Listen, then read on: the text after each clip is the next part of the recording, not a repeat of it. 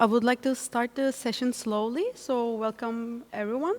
Today we will discuss whether smart cities are hype or not, and I'm having here like two brilliant guest speakers with me. First, I would like to introduce them shortly and then let them introduce themselves as well. And I hope you will enjoy with us. There will be also some interactive parts where you can join us with thumbs up and thumbs down with all the ideas floating around here. And so first of all, I would like to introduce Raffaele with us. He is the CEO of Venturerock from Italy. And also we are having here Sven with us too. He is political economist from King's College London. And maybe before giving them the word, I would like to a little bit start icebreaker here. So before we start the session, I always like to ask a fun fact of one of our guests, so also you can get to know us a little bit more before we start the session. So shortly, maybe from my side, what would be funny is actually I'm born in this city called Troy, Gallipoli, where you might know is actually from this movie of Brad Pitt, Troy. So the legend of Troy is actually coming from my hometown. And I also have one fun fact for you, Steven. I have learned that you don't like ordering pizza on a first date. It's a deal breaker. Is it correct? I mean, not me. I would never order pizza, but if somebody would order pizza, then it is certainly a deal breaker. Oh, gosh. So it's a little bit sad to hear that, but I also want to also sets the tone with an Italian code. Yeah, I was just going to turn you, Raffaele, about this. As an Italian, do you think pizza is a deal breaker for a first date? Yes, of course, but when you say the word pizza or you try pizza elsewhere, it's something, it's always different, it's a different experience. Okay. I would go with the Italian pizza, of course, for a first date. Nice. So then, saying that, I would like to also, Raffaele, please introduce yourself shortly, and then also Steven too, then we can start the discussion ground. Yeah, thank you, Melike, and good morning to all of you. Happy to be here. Yes, I started with a long experience in the public sector, actually, as a public manager in local governments, first in the province of Brescia and then in the city of Rome. I had a chance to stay in touch with my peers and European and international experts on smart cities, so it was my passion since the beginning. Then I moved to the private sector as a manager of a business unit to stay focused on these things. I had a chance to be a co-author with a colleague of mine, now a friend, Bas Boersma, and we wrote together a new digital deal, which is a book that is dealing with these topics. And then recently, I started this adventure on an entrepreneurial side as a co-founder and now CEO of this startup studio, which is focused on urban innovation. So we are on the same topic. That's amazing. We are looking forward to see the book as well. And now I'm turning to Sven. Yeah, hello. Good morning, everybody. My name is Sven, and my background is not the typical one that you might expect from somebody who works on smart cities, because I'm a political economist / philosopher. So I'm more up in the sky, and I got very inspired throughout my journey because I traveled a lot by the works of Jane Jacobs, and so I picked up the whole topic of urbanism from the very philosophical perspective. And at one point, I was working with institutions that do political education to talk more about urbanism to the general public. And so this whole debate started with myself, and I started to read and maybe look at certain things when it comes to city and city development from a more philosophical and political economy perspective. And so things developed, and at one point people approached me to talk about smart cities, and I thought okay, what is a smart city? And so I looked at it from a philosophical perspective, and as you will see today, I developed my own internal criticism of the whole concept of the smart city. And so that's how I came to this whole field, and now I traveled around the world and look at smart city projects and engage with the communities there. I just was in Seoul 3 weeks ago, and in Songdo, maybe some people know, one of the quintessential smart cities, and discussing with policymakers there and bringing in my kind of weird, quirky background. Wow, good to hear that. So before we start, shortly, I would like to also introduce you how this session is going to be. So we are in the first block, which is the introduction, and then we will continue with building on each other's idea, and then we will have another section called deep dives, where you can also use the MARUF app, or at the same time raise your hand to for some Q&A session here with us too. We want to keep this as much as engaging as possible, and at the end we will have a short lightning round too. So before we start, I want to ask to our audience, here I would like to answer you as thumbs up, literally so analog, or like thumbs down. And the question is, do you think cities need to use smart city technologies to meet net zero targets? We can also, I guess, vote. Steven, we can also vote. Okay. So I see we are more in favor. Let's see after this debate how it's going to be, or ideas around it. So the first question that I want to actually like discuss and like have a foundation of, like starting with you, Raffaele, what is your definition of a smart city? Like when you talk about smart as a word here, what we should understand? Well, I know that so far, immediately it comes to your mind the words technology, of course, but actually even through the experience that we are having, I think smart is much more close in my mind to a place where people, or let's say stakeholders and institutions understand that it's necessary to cooperate all together to build and share a common vision of their community.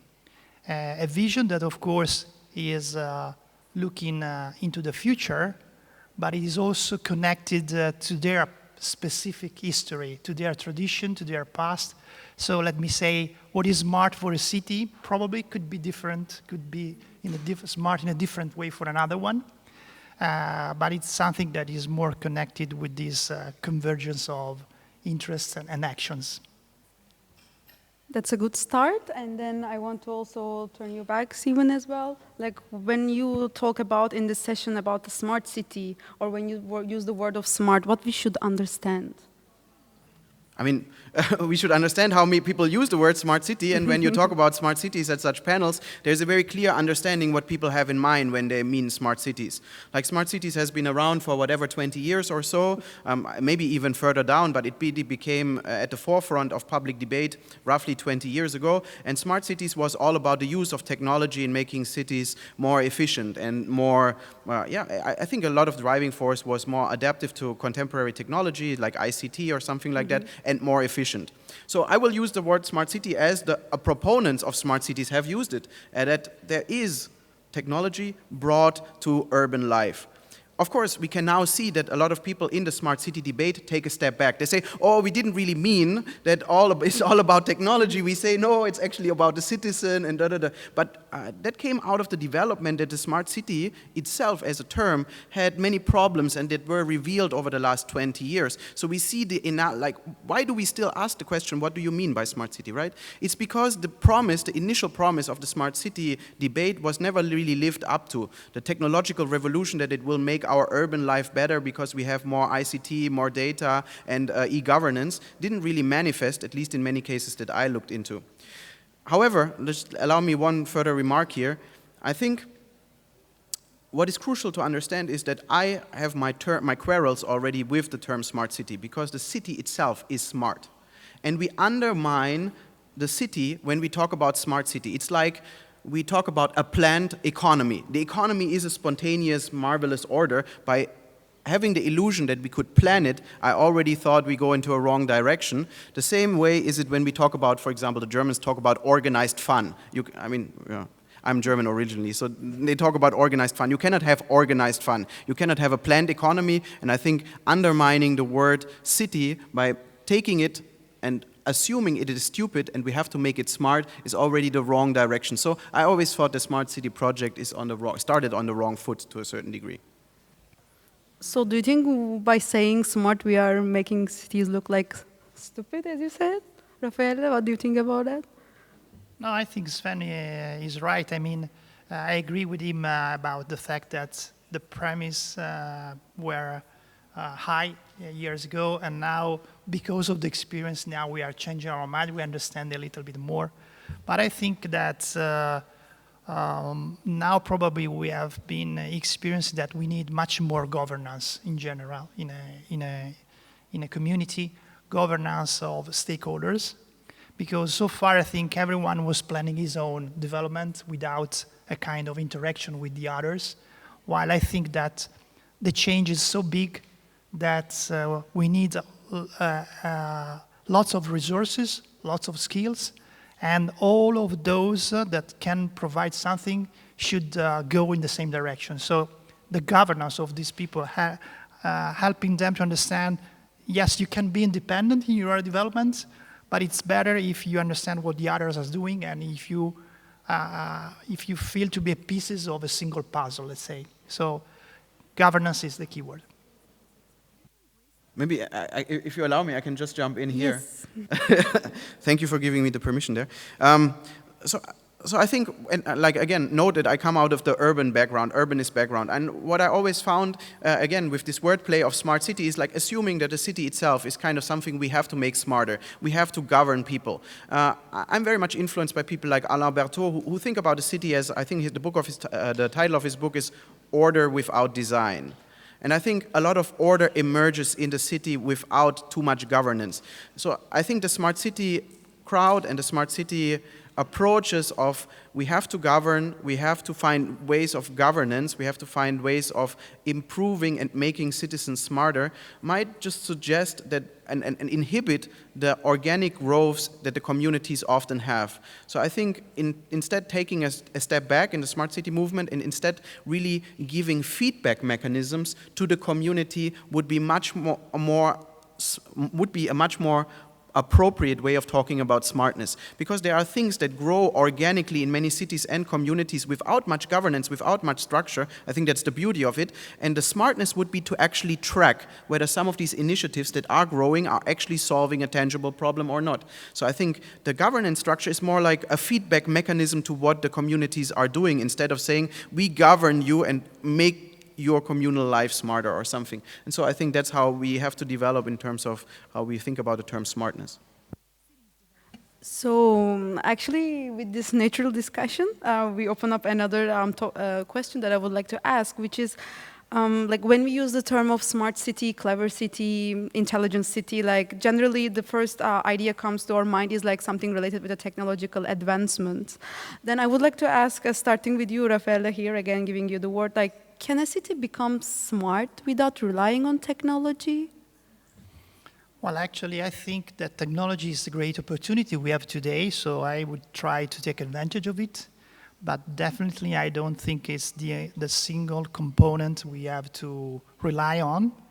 I think we should start much more on the needs of the community, and above those needs, start to think how to use technology to answer to those needs and to build solutions or products that can help in solving that needs.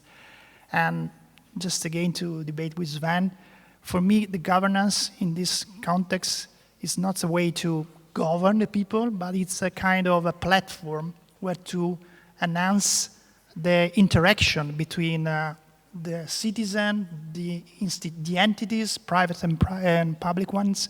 So it's more how to increase the way to receive feedback, but also to provide ideas and needs, by the way. And in the end, find the right balance, because it's also a matter of balance also. And you, Steven, do you think cities become smart without relying on technology? I mean, I just hammered this point back home. The city is already incredibly smart by definition. Again, just take a step back. That we live in cities in incredible density in the world is an invention itself. I mean, it's so counterintuitive that the city exists, that density exists in especially a world like this, right? Imagine like we had a pandemic just 1 or 2 years ago, and we still live in great density with each other. Like how counterintuitive it is. The city itself is a great invention and already smart by definition. But don't let me hammer home that point too much. So instead, two things. Like first, with Raffaele, I think we have an agreement after all there. I think the platform is exactly the way I tend to think about where smartness can kick in. And when I think about technology, I distinguish between two things. The theoretical possibility of technology and a practical implication of offering technology. In theory, it's amazing what technology can do. One of the features that makes city life great and that led to urbanization is what a political economist would call reduction of transaction cost. We all get closer together, so we transact more with each other. We have a communal, economic, social life together. And the internet, on software in particular, has the same task, reducing transaction cost. So it's a natural fit between software or digital things and the city. However, there's also a political aspect to it and a practical aspect.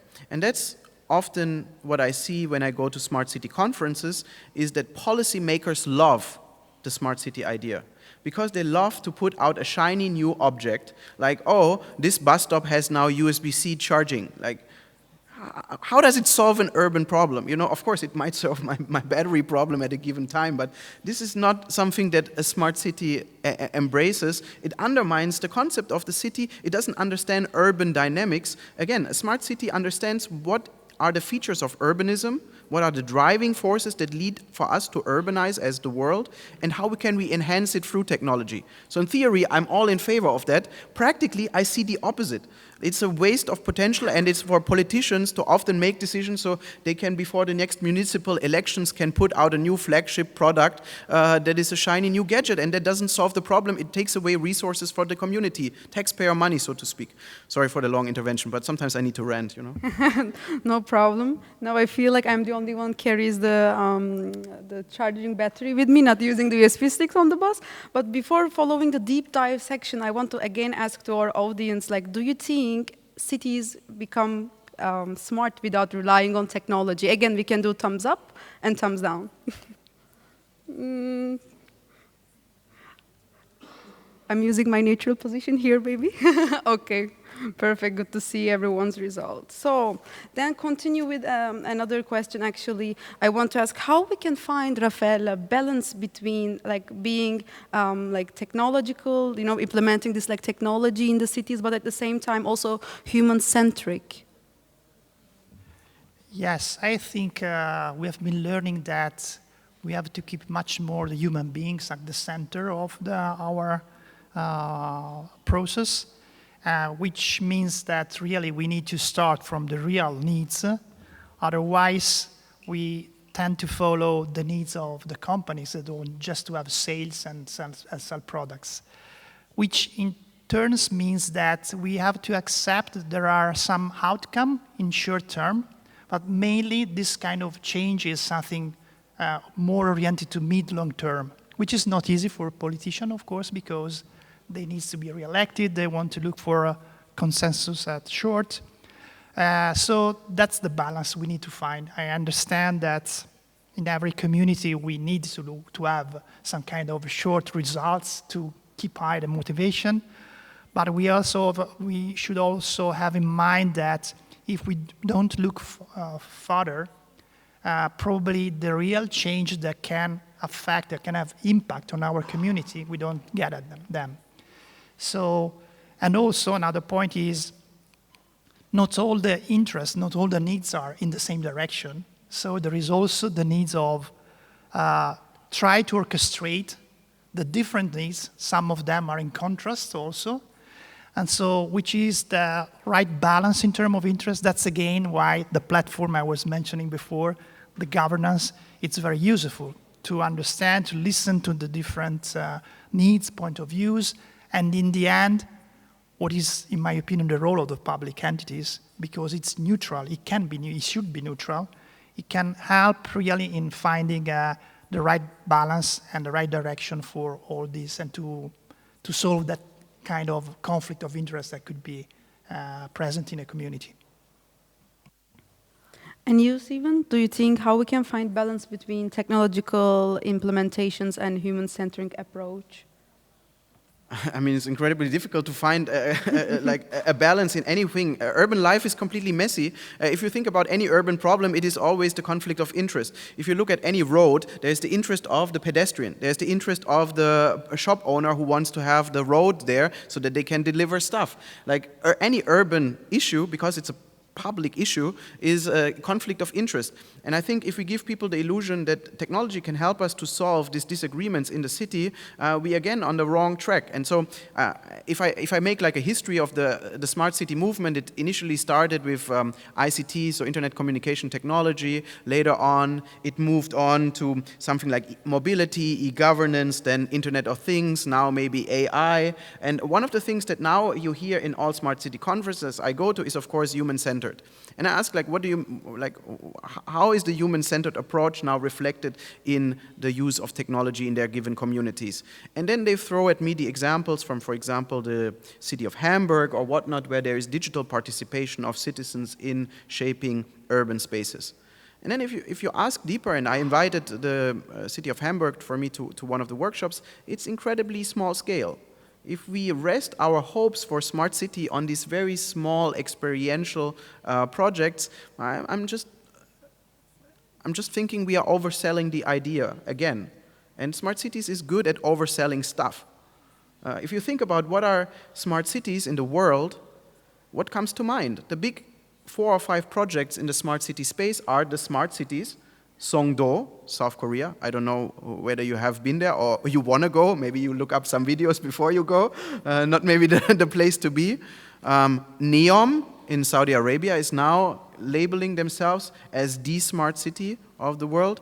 And I think these and then of course the Google smart city, this was Side Lab, I think that's what it was called in Toronto, right? And all of these projects seem to have these incredible promises and then don't only live up to it, they burn in ultimate failure. We will see, I don't wish bad things to things, but like Saudi Arabia, I'm just curious to see how NEOM will develop. So I wonder with the human-centered approach and the balance between technology and human-centered approaches that smart cities as a movement, as a crowd, as a debate is again overselling itself what it can solve. Because like, what is the human-centered approach? It's public policy making, it's participation. These are not rocket science new technologies. These are things that have always been around. And I'm just not sure how much the role of technology can there be to enhance this whole project. I think in the end, it comes back to the very essentials of urban life and even face-to-face communication. So I think even technology might just serve as a distraction. When I came here, I posted on my socials that I think like, maybe I will argue that smart cities as a term is a distraction itself. It distracts us from the most important parts in urban life and urban policy making. And maybe that's where I go with that little comment. Do you have any points to add here, or I can bring up another question? Well, actually, I think that up to now, our society was characterized by 2 dimensions, let me say, the built environment and the social relationship. Now, honestly, I see a 3rd dimension, which is the digital. And so I should consider a fact that in our life we have to deal with technology. And of course, as any aspect of life, there are pros and cons in using it.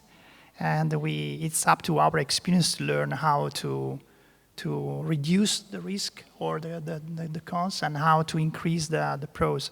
But I think technology can help in increasing participation.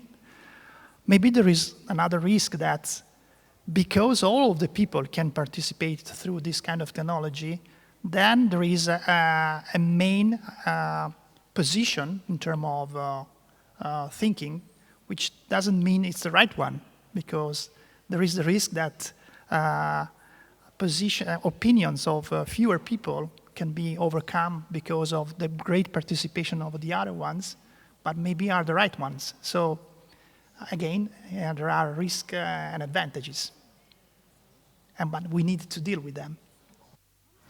Okay, then I want to ask another. Sorry. Maybe just to add to one thing, I think. Of course, we want to promote participation, but what is the ultimate end for the public policymaker or for the urbanist, the urban planner or whatever? Like participation in itself also seems like I'm not sure it's a higher end goal. What should be at the center of it is happiness, that citizens feel happy in a city. And that's, again, why my quarrel I have with the term of smart cities. Like, why do we need to be smart? Like, the end goal is not to be smart. Like, what is the end goal is to be a happy city, where people feel belonging and feel at ease. And maybe, there are inefficiencies in the system. Actually, if we learned one thing about the recent world, that efficiency is not maybe the most desirable thing, because it brought us supply chain shocks and it brought great problems to many of our systems. That's why we talk about resilience, and that's why many of the sessions here about resilience. I think like happiness is what makes the city great, and not smartness, and not maybe participation. Participation can be one thing about that lead ultimately to smartness, but to happiness. But I think really getting the priorities there towards belonging and happiness for the citizens, this should be the center of everything. And I think that the smart debate, the participation debate, the digital debate sometimes sidetracks from it. And again, I just mention it again. For me, a lot of it is distraction from the core essence, what the city and urban project should be about: happiness. So then I want to raise this question maybe to both of you, like considering that these technological advancements like actually being implemented to ideally solve the daily problems of ours, to make our life easy, increase our quality of life, which might lead the happiness of the citizens again. So then like what do you think how we can like use again the smart city technologies to solve our daily problems or prioritize our needs of the citizens? Yes, again, I think that technology should be a tool to understand much more which are the main needs of our community. We are living in a community where the number of people, inhabitants in a city is growing, because we're talking about cities of millions of people. And I mean, yes, probably happiness is something that each of us is the final goal, let's say, but living together in such a huge amount of people, it also requires that some kind of service in the city that work very well. And unfortunately, some of them do not work well nowadays. So participation is a way to give voice to people, somehow to double check if the priority, the list of priorities that who is in charge of managing a city are the same. Because that's not easy. That's not given for granted, let me say. Sometimes policies seems to be detached from reality. And this is a way, and we see also that the reaction of people against this detachment of two different levels of decision makers in the city. And lastly, I want to ask the same question to you, Sven. If you have some ideas to share with us, then I would like to continue with the next question before going more deep into this one. Yeah, I mean, sure. I think just one comment on the participation issue. I think to a certain degree, it might also be shooting too high if we think that digital participation or other forms of participation might be more inclusive after all. Political participation is anyway already a very middle-class phenomenon in many societies.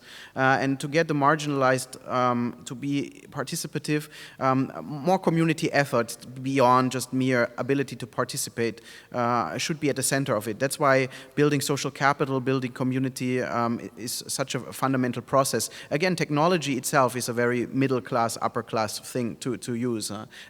So just a side comment here, when I talk, for example, in Africa or Latin America about the very concept of smart city, like you're looking at me, yeah, of course you can talk about Vienna or you can talk about Barcelona, again, like all great examples, but how is the relevance for our cities where we don't even have the very basics of urban life there? Instead, the local politician tells us this shiny little gadget that they will do as a smart city initiative and therefore distract from all the problems that they have in their urban communities. So again, the whole issue of participation, maybe also the smart city theory itself, is a very middle class, upper class thing and a very Western to a certain degree. But let me go back to one thing and maybe talking about my recent trip to to South Korea. I mean, in South Korea, when you walk through Seoul or Busan or Songdo, you will see that many of the services are amazingly provided. Are people happy? No. Like South Korea, if you look at suicide rates, and I mean, it's not because the city and urban life sucks so much, but like there are other manifold reasons why South Korean society is so restrictive. But do I move to a city because the e-governance is so amazing? I mean, I don't know. You go to Istanbul because you want to see the Bosporus. You have a sense of belonging or whatnot. And again, it distracts us. Like the quality of services can go through the roof, but if urban principles are not at place, people don't feel at home. They don't feel in place. We don't achieve the most basic urban features. And I think that's why it sometimes is a distraction that we can solve this, and therefore the cities will become more attractive or whatnot. Instead, I think a lot of the resources that we focus on, many of these smart city initiatives could be used for other very basic things in tactical urbanism, in community-led environments, instead of doing the next big project with Lenovo in Barcelona to get a good data center over there. I mean, yeah, I think it's just like about, politics is always about weighing options. And I think if you go back to the history of the smart city, it has always been driven by the big economic players like Cisco and IBM and whatnot. They always wanted to have their share into that pie. And I think, you know, that shift of resources should not be like, oh, recentering the smart city debate, but like at one point I'm just radical. I just abandon that stuff and go to traditional urban environments and give it back to the communities, all the funds that you would put out for all of these things. Thank you, Sven. I want to continue with the other question, even though I have a lot of sub-questions to follow up with. So I want to ask you, Raffaele, smart city is something that we can achieve, or it's going to be an incomplete process that we will be following all the time? Well, I think that it's a process, and we don't know how it will end, if there is a end. We are living, I think, a revolution in this way. And what is true is that we are living in uncertainty, because when we are exploring something new, something innovative, you don't know exactly where you are going. Maybe you choose the direction, you think you are planning to go from point A to point B, and then it turns out that you are reaching point C, let's say, because this was the consequence of unexpected things, unexpected findings. So what is important, in my opinion, is that we increase our culture of innovation at every level, especially, for example, in the public sector, because tradition is that you are a good employee or a good civil servant if you do the right decision. But in an uncertain environment, failure is something that you have to experience. So if you are against this kind of culture, it turns out that you don't risk, you don't take your risk, you don't explore, and you don't make innovation and you don't find out new things, new solutions. So when I mean culture of innovation, I also mean we need to understand that trying something new, there is the risk of failing, but this should be somehow encouraged, let me say, not discouraged. Because working this way, you can find out new solutions to existing problems, and you can reach maybe a different planet points, but something that works. Yeah, I like to also term of increasing the culture of innovation in like public bodies as well. So I want to ask you, Sven, do you think we are going to achieve to be a smart city, or it's going to be like something we will pursue all the time? I mean, you can imagine in which direction my answer goes. But first of all, maybe I think Raffaele's points are a good criticism to even my own opinion. My own opinion is leave a lot of these smart city initiatives aside and just focus on, like, in many of the cities that people are coming from, like, smart city is too much aspirational even, like I would argue, and you just have to fix very basic urban issues, in fact. However, there is the risk that because I tend to dismiss the innovation or the powers of innovation that could come out of the smart city debate, that we lack, that we inhibit a lot of progress here. And I take that criticism very serious. I would say that's right. I think we should practice these kind of things. However, small scale.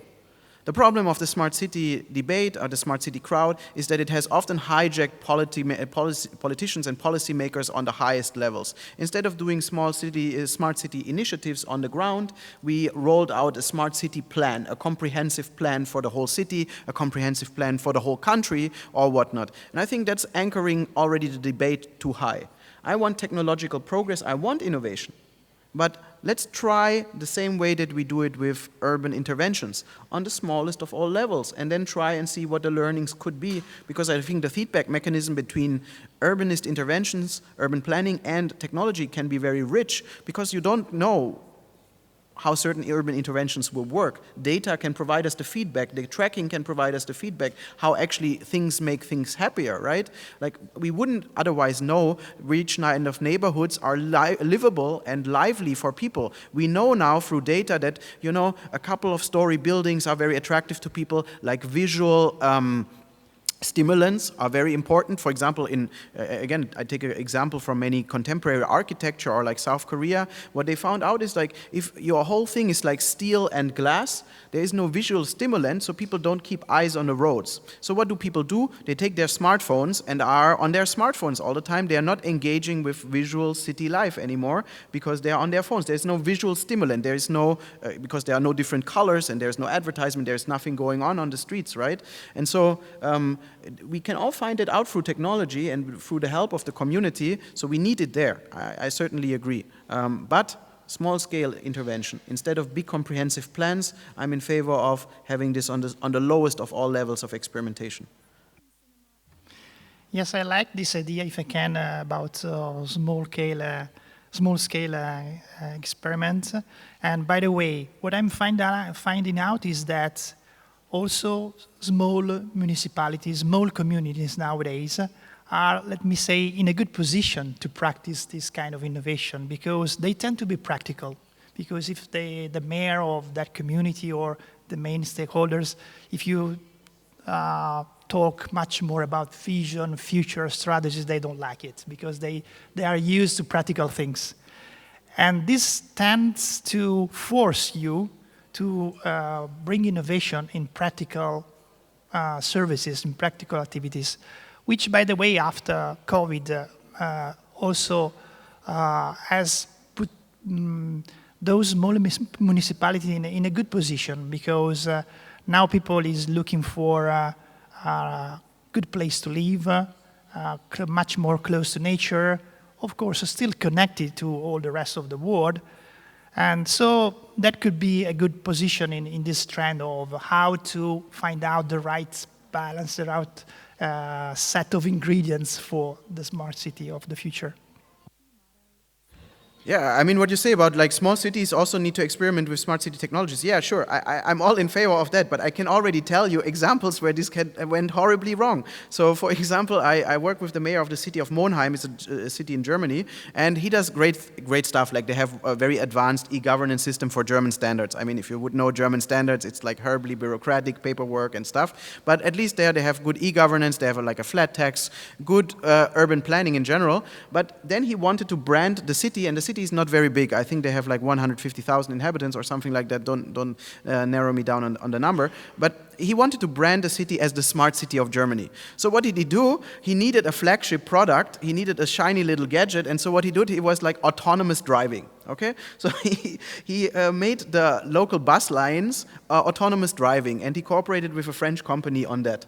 And what happens is that, well, this car is, because of regulation, not really autonomous. So these buses are not really autonomous, but they drive on kind of hidden tracks on the road, which damage the road. So the road has to be replaced earlier than usual, and they can only drive at 17 kilometers per hour. So you can imagine if another car is driving behind this autonomous bus, which, by the way, is operated by one person each time because of safety regulations. So it's not autonomous, it's just like there's a person in there who does stuff. But yeah, anyways, it's not autonomous, but it's labeled autonomous. On tracks in the city can only drive 17 kilometers per hour. Everybody in the city is really annoyed. because you drive behind these autonomous, not so autonomous vehicles at 17 kilometers. But he needed to do that as a politician to show that we, this small city of Monheim, are a smart city. And now they have 5 of those autonomous buses that are like a joke to everybody and that only can operate in a limited scheme. And I think that is the illusion that sometimes the smart city debate gives you, that, yeah, a smart city is about innovation, autonomous driving and whatnot. And instead of having these incredibly expensive 5 autonomous buses, you could just do something like give it to an open schoolyard or whatever. I mean, you know, like very basic urban interventions. I hope you see my point, no? So for the time's sake, I also want to continue with the other question, but now I want to ask our audience, do you think small, medium-sized cities can be a good test bed for smart city implementations? If you think yes, thumbs up. If you think no, thumbs down. We can also take like half as well. I am in favor. Okay, good to see a lot of, I see a lot of thumbs up. I'm sorry, Sven. I mean, it's just like, what do you want out of this testing? If you want scientific testing, it needs to have certain amounts of density. If you test in small-scale cities, like what kind of implications can you draw? Germany is a very rural country, for example. If you test something in small cities as a smart initiative, it might fail, or you cannot draw any conclusions for a big urban dense area, right? Or even examples from Vienna, they will never scale in a city in Bangladesh. Like, that's just not happening, right? Because of the density at play. But of course, nobody would be against experimentation. That sounds silly, but you get my point, I guess. So I want to continue with our other questions with you, Raffaele. So I'm wondering, do you think technology should be the foundation of smart cities, or it should be a supporting element? I think that we need to take advantage of technology, but we should also be aware of some constraints that we should apply to the use of technology in terms of ethics, in terms of privacy, and because especially nowadays with this growing debate and investments on artificial intelligence, of course. So I think technology can help us, can help our communities in being more resilient to what's happening in the world in terms of climate change, but not only. But at the same time, because we are delegating part of our operationals to a machine, we need to be assured that the algorithms that are implemented respect what we were saying in a more abstract way, the fact that the human beings should be in the center. So that's not easy.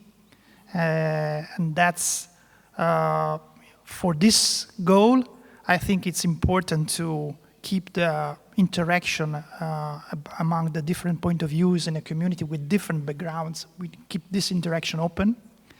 And so, again, citizen engagement is important.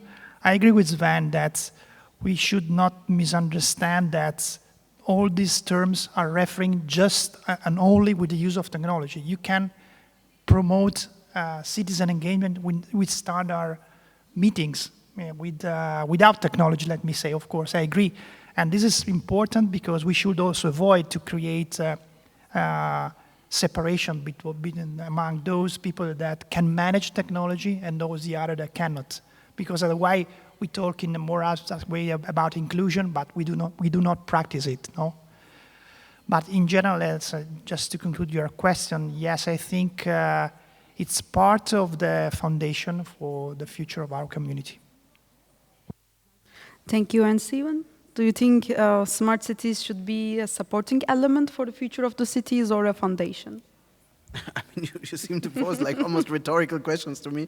Like, in a sense, of course, I will not argue that it is a foundational thing, because it cannot be. The city is something physical. The city is something that we experience. Like, I'm a digital native and whatever. I love the digital world. There's no doubt about it. But what makes us feel at home and sense of belonging, that's physical space. And we can enhance sometimes the physical space by the digital, but we can see how difficult that is. Like I think a lot of people wrote during the corona pandemic that we will see the exodus of the great cities. Everybody can live in the countryside and be connected through online meetings. And here we are again in physical meetings, and here we are again that people are dying to find space in the big vibrant cities of the world. They cannot pay even, like, you know, in Berlin, even if you have the willingness to pay to move to Berlin, you just don't find a flat, which is a separate issue because of regulation. But like otherwise, like people just still want to live in these physical, dense environments, right? And so technology can never be the foundation unless you are really bullish on the metaverse or whatever and think like that is the future of stuff, but okay, good luck. But in one sense, it needs to be a supportive element, especially for transparent government, e-governance. I think there technology plays an important role, but overplaying the importance of technology on the day-to-day life experience of people, I mean, maybe I'm too shaped by my South Korean experiences, but, you know, in South Korea, like, for example, traffic lights are sometimes embedded in the pavement because people don't look up anymore, right? So you get signal that you can cross the street because it's green there.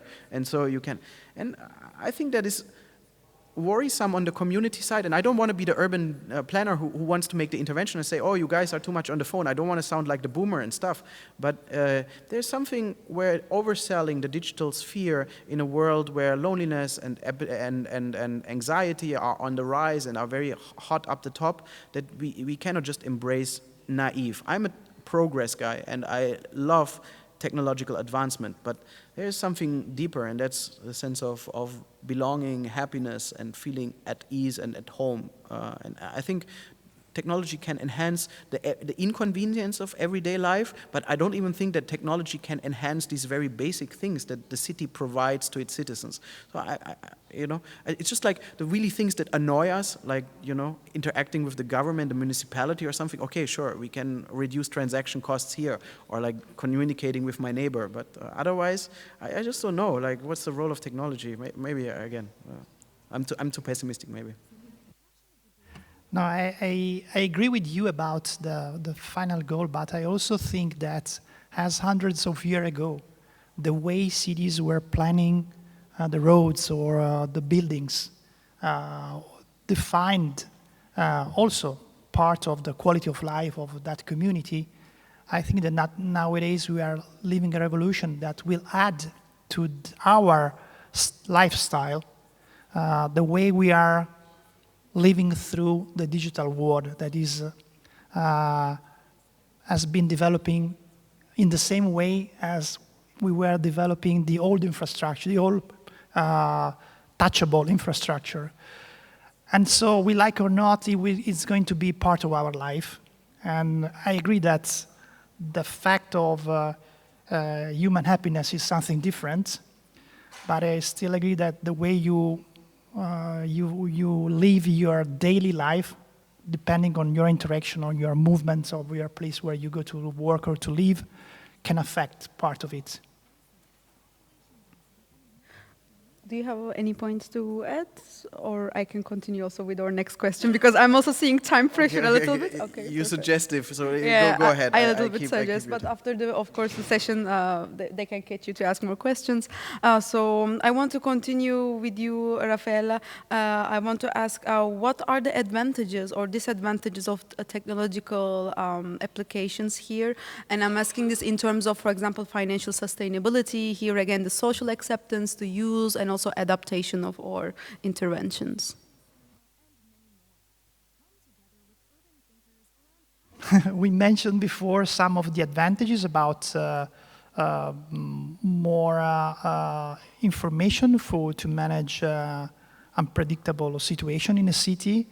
So the concept of resilience.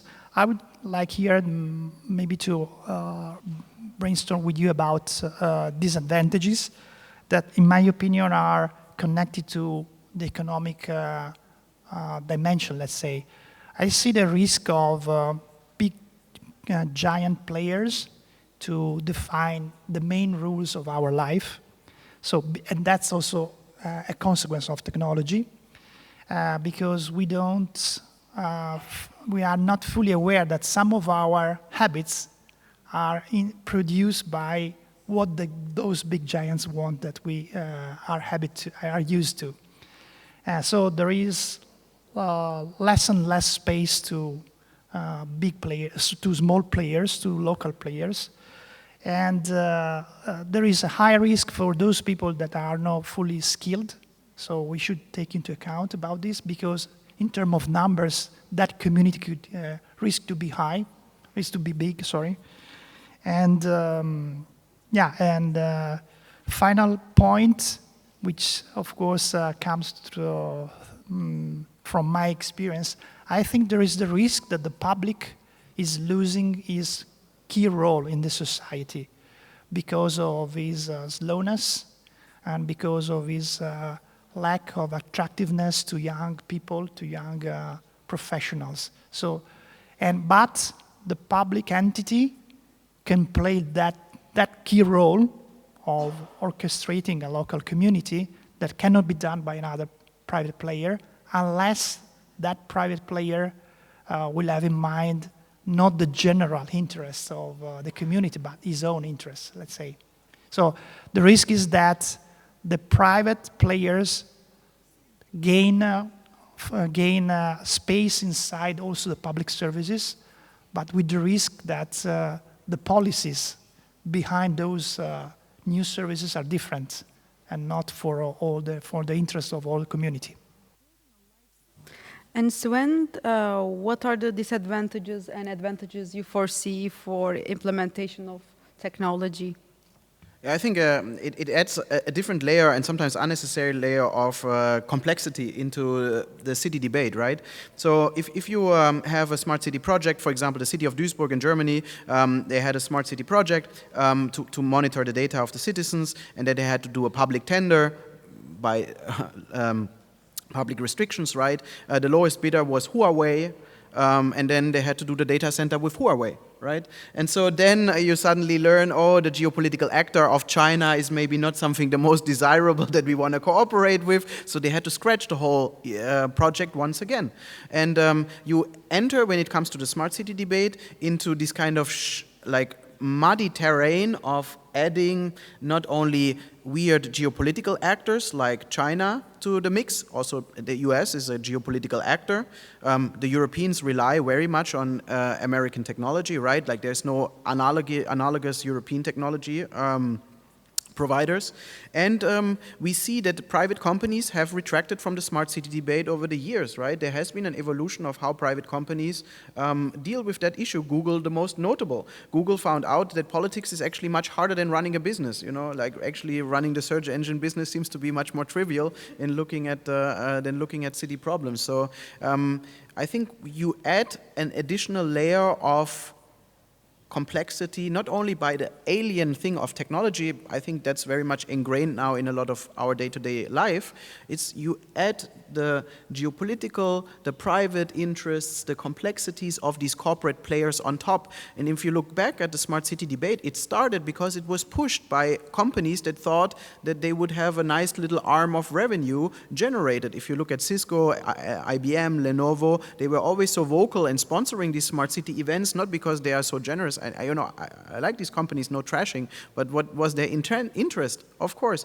to sell nice public contracts. That's the most lucrative you can do. If you work together with the public, it's much better than with any private client, right? And so I think you add all this unnecessary complexity to it to a certain degree. Do you have any points to add, or we can continue with our next question as well? Let's go on. Okay, perfect. So last question of deep dives is actually coming for the public investment part of every project you can think. So now I would like to ask, how actually smart cities can balance the need of this significant financial resources, but at the same time make all these initiatives accessible for citizens. I think that in the past time we saw that the public, the state, let's say, played a key role in all the industrial revolutions, and I think we need the same approach nowadays. I mean, the fact that I'm in favor, of course, for example, of the so-called entrepreneurial state of Mariana Mazzucato, And I think that we need that the public players try to govern these needs of balance that and this also these different interests that there are on the ground on our community. And I think that just to add another dimension of complexity, the reason why, let's say, so far we didn't have a great result from the initial experience of Smart City is also connected to the fact that we didn't touch the right, we didn't put together all the dimensions in terms of increasing services, understanding the needs of the people, but also understanding how to define activities so that we can have an economic development in our community. So how to engage local companies, local startups, how to attract and not leave, go away our young talents in the community. Because otherwise there is this phenomenon of emptying local cities that goes direct to the big ones. And this could be a kind of vicious circle, no? Because that makes even more complex the management in the big cities. So if we manage to find a way, and this is particularly true in the European region, by the way, because of our history, because of our tradition. So we have lots of richness and happiness also, I would say, in our small communities around our countries. And I think we should find a way, a format in this development, is this new change, to keep them at the center of our economy. So again, you know, another keywords abuse so far is the topic of startups and venture building. And I think this is something that the public was away from so far, while on the contrary, I think that in the near future, the public won't be able to manage directly all the services. But at the same time, that does not mean that they should leave the management of those services to the private ones. So what's necessary? This idea of starting the partnership between these two boards, govern it, and create the condition of open interaction, because actually big players tend to produce closed system, closed products, and in this way allow local talents to take part to the development, to the change of the local community, and also to develop their own business. So I think that, and this is why also it's connected to my new adventure, my new challenge, I think that there is a big space for younger start-uppers if they understand the context in which they should operate, and if also they have support from the local entities in develop their own business connected to the real needs of that specific community, that can be different from a community to another one. I want to direct the same question, maybe a little paraphrasing. I want to ask, like, do you think cities can balance like this need of significant financial resources and at the same time make the technological advancements accessible for all citizens? It's a question of inclusion, and I mean, if you know, like usually it's very hard to balance ultimately the financial resources, because the political process always favors middle and upper class. That seems to be a matter of fact. Maybe with the Smart City project itself, it is, as I said before, it's a very upper middle class phenomenon ultimately. I just want to build a little bit on what Raffaele said about startups and stuff. I think to understand, I guess, why people go there, why people become economically active, I guess it's because, of course, the framework is back there. You have property rights, the rule of law, the basic things that you need, a spirit of innovation, and which you cannot cultivate, especially not with technology, but also because they don't want to move somewhere else. They feel that this is a good place to live. And you can build a craziest, most technological advanced city in the desert, and people won't go. because they won't feel at home, and that's where they want to still create. And entrepreneurial spirit is not something you can artificially induce in stuff. It's an organic system like the city. It's still unbelievable to me that one of the startup hubs of Europe is Berlin now. Berlin is terribly governed. Absolutely monstrous to get like a basic documentation for stuff. But people enjoy living there. It's the culture. Like if you talk with people, what's the most thrilling place in Europe? I lived in London before. Now people would always tell me Berlin. And I think, you know, it's all intertwined, and that what makes urban issues so interesting, because you have to be a nuanced thinker to think about everything. And again, as all of this is flipping red, I think smart cities shouldn't distract us from that core. It's a holistic approach. So since we are entering the last minute, I want to ask you, Raffaele, what is the one thing that you want to leave the audience today? Maybe 1-2 sentences. I think it's important to be aware of the fact that failure is part of the process. So we have to take into account, but it doesn't mean that what failed so far cannot work in the future. And for the future, we must be ourselves disruptive, creative, because we don't know exactly the world that we are building and living in the near one, but we have to think out of the box. So I think this is important. And you, Sven? I mean, just take your favorite example of a smart city. Take Neom, take Songdo. Google these places if you don't know. And then look around when you go outside and look at Istanbul. Where do you want to go? That's, I think, essentially solving the problem. Thank you so much for today joining us in this session. I hope you enjoy as much as we did. And I also want to thank you, both of my speakers, for coming to here to join us today. Thank you. Thank you to the audience.